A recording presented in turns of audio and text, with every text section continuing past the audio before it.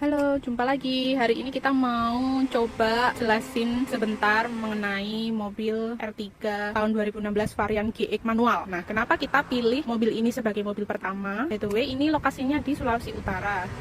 Nah, kita pilih ini awalnya karena pertama suspensinya enak sekali di kelasnya, paling nyaman, dalamnya lega, terus juga irit. Dan juga kalau Suzuki itu di sini tempat servisnya tuh dekat, terus terhitung murah dibandingkan kalau yang merah itu ya, kalau lebih murah lah. Nah, ini tuh jenisnya kendaraan MPV 7 penumpang, ada 3 baris kursi ya. Nah, mesinnya ini dia pakai K14B DOF VVT 4 silinder 6 valve, jadi dia bertenaga ya guys ya, tapi irit. Isi silindernya kurang lebih 1373 cc untuk varian 1,4L. Yang ini 1,4 liter ya. Daya maksimumnya 91 sampai 92 horsepower pada kurang lebih 6000 rpm. Torsinya di 130 Nm pada 4000 rpm. Ini transmisinya manual 5 speed ya. Dimensinya ini panjangnya 4265 mm, lebarnya 1695 mm. Tingginya ada di 1685 mm. Jarak sumbu rodanya atau wheelbase-nya ada di 2740 mm. Ground clearance-nya ada di 185 mm. Dan berat kosongnya sekitar 1175 sampai 1185 kilo tergantung varian ya. Jumlah kursi ada 7, ada 3 baris. AC-nya AC standar plus double blower. Terus juga ada ABS, ABD pada model yang ini, yang GX ya. Power steering jelas, power window. Audionya standar, cuman ini sama yang terdahulu, yang punya dulu diganti sama double din. Terus fog lamp, sensor parkir. Catatan dari bengkelnya ternyata sama yang punya dulu, aki mobilnya ini diganti di yang ukurannya 50 ampere. Dia diganti pakai yang 50 ampere, sedangkan aki bawaannya ini harusnya ada di 45 ampere, dan itu ternyata cukup mempengaruhi performa dari pengisian aki. Nah, kalau saran saya sih mending yang bawaannya aja ya. Dia pakainya berapa ukurannya jangan dilebih-lebihkan atau dikurang-kurangkan, karena akan mempengaruhi performa dari kelistrikannya. Ini untuk tampilan dalamnya. Bisa dilihat di sini ada SRS airbagnya 1 dan di sini 1. Jadi ada 2 ya di depan. Nah, ini untuk audionya ini udah diganti sama yang dulu, ini bukan yang asli ya. Udah variasi. Ini untuk AC, angin dan lain sebagainya itu ada port untuk USB. Ini buat kalau ada yang mau ini matches ini apa ya namanya, lupa aku, untuk yang api itulah. Nah, kayak gini, tombol-tombolnya masih aktif. Ini buat kalau audio, nyalain volumenya, modenya mau apa, ini buat ganti-ganti. Ini lampunya masih halogen seperti ini. Di sini belum ada kacanya ya. Yang ada kacanya yang di sini tuh. Terus ini tombol-tombolnya udah oke ya. Ini buat spionnya, battery track.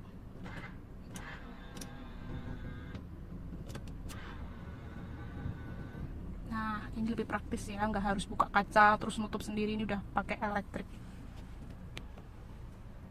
Speedometernya ya seperti biasa, cuman lebih, menurut saya lebih clean, lebih gampang dibaca aja sih, karena masih model yang lama gitu ya. Terus kita lihat di sini AC-nya udah double blower.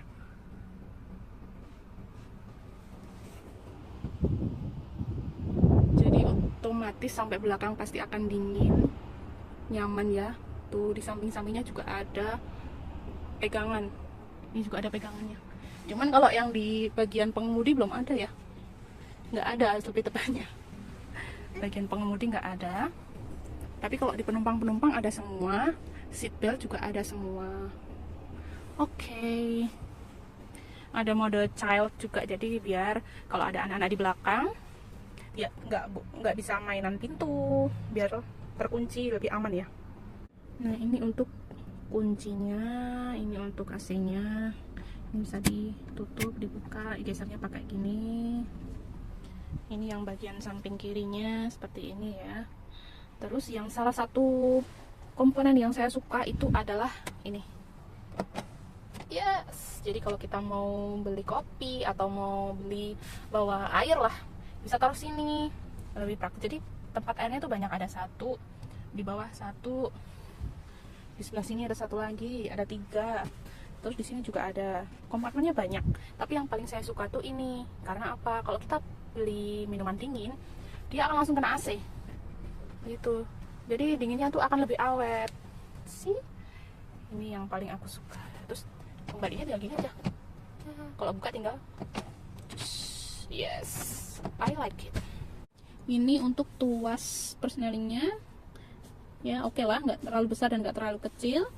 Terus ini untuk handbrake-nya. Nah ini saya suka yang seperti ini, meskipun memang ya ini kan yang model jadul, tapi lebih simpel aja. Kalau yang terbaru kan pakai yang elektrik. Dia kalau misalnya kita makainya ngawur asal-asalan itu ternyata mahal. Ya namanya juga elektrik ya. Semuanya pasti terhubungnya itu akan lebih ruwet aja. Kalau saya masih suka yang kayak gini. Gampang aja pakainya. Perawatannya juga lebih mudah. Ini tombol untuk menyesuaikan kaca. Jadi biar disesuaikan sama postur tubuh teman-teman yang di bagian pengemudi. Jadi enaknya pakai yang gimana sudutnya. Jadi kita atur pakai ini Pak, ke kiri. Ini untuk spion yang sebelah sana, yang kiri. Terus ini ke kanan, right, untuk yang spion bagian kanan. Jadi ini caranya tinggal di nah begitu. Oke ya. Kalau ini buat retract.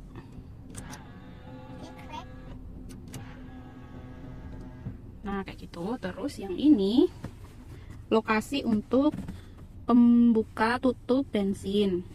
Oke ya, di bawah kursi pengemudi. Terus ini untuk pembuka kap mobil, kap depan, kap mesin ya. Ini untuk tuas-tuasnya. Oke. Ini untuk spion yang di sini, kaca yang di sini ya. Ini udah tempelan ya. Ini bukan yang ori, ini ditempel. Tuh. Gimana? Udah kelihatan belum? Yes.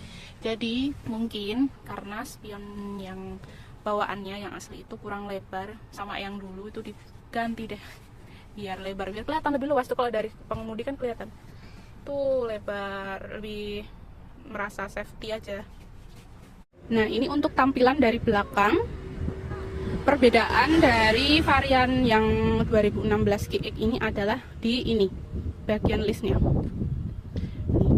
Dia memanjang, jadi terlihat lebih luxury. Kalau yang dulu kan cuma sampai sini, dari sini sampai sini, pendek. Nah kalau yang ini dia GX 2016, dia sampai situ. Nah lebih bagus ya kalau menurut saya, lebih kelihatan kayak mobil yang itu loh, yang mewah itu loh, tahu ya, yang biasa dipakai artis-artis, you know, begitu.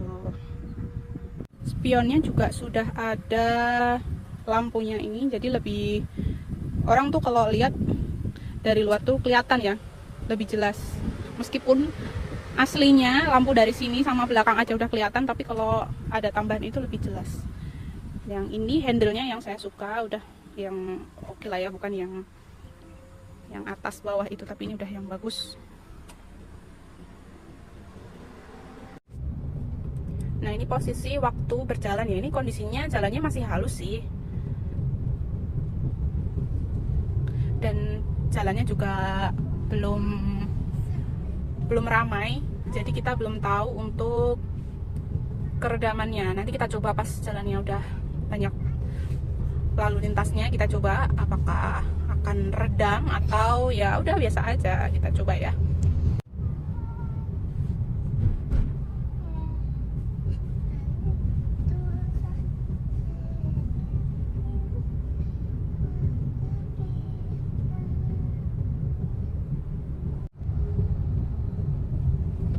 Nah ini posisi waktu sudah di jalan raya. Jadi suspensinya saya suka sekali ya teman-teman. Dia empuk, nggak gasrak-gusruk. Nah untuk keredamannya lumayan lah ya. tidak terlalu redam tapi juga nggak yang bocor-bocor banget, jadi masih nyaman dan nggak bikin pusing gitu kan. Yang namanya pusing kan biasanya karena pengaruh keredaman mobil ya, karena kan telinga itu mempengaruhi keseimbangan pada otak gitu. Jadi yang bikin muntah itu karena mungkin karena terlalu bocor, kurang redam, dan banyak suara-suara yang membuat konsentrasi kita terpecah gitu kan begitu teorinya. Mungkin kalau ada yang lebih paham lagi bisa di komen. Adakah cara-cara lain biar nggak gampang mabuk perjalanan selain minum obat anti mabuk?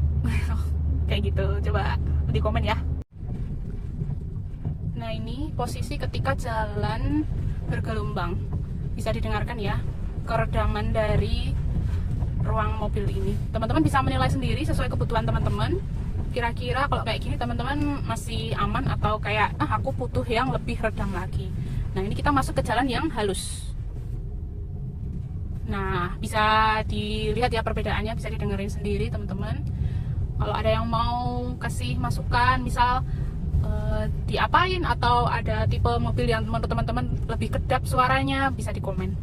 Kenapa sih kita memilih mobil Suzuki R3 ini? Awalnya kita mau cari yang itu loh, yang ada kembarannya itu loh, yang A sama C. Nah, itu deh.